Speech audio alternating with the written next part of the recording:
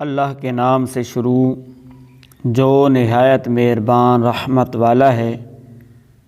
اللہ ایسی قوم کو کیسے ہدایت دے گا جنہوں نے ایمان کے بعد کفر کو اختیار کیا اور وہ اس بات کی گواہی دے چکے تھے کہ یہ رسول سچا ہے،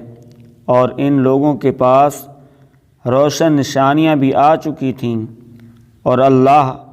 ظالموں کو ہدایت نہیں دیتا۔ یہی وہ لوگ ہیں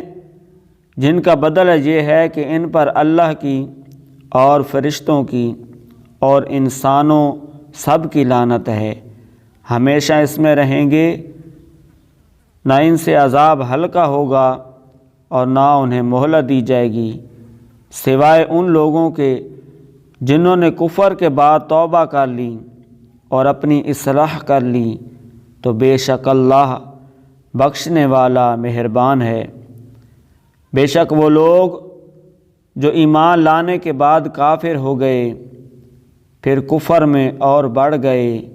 تو ان کی توبہ ہرگز قبول نہ کی جائے گی، اور یہی لوگ گمراہ ہیں۔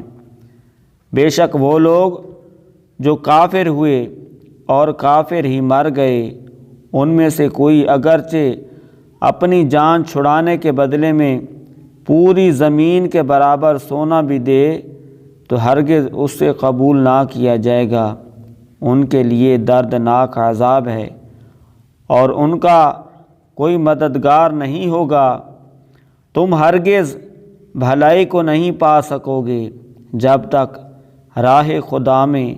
اپنی پیاری چیز خرچ نہ کرو، اور تم جو کچھ خرچ کرتے ہو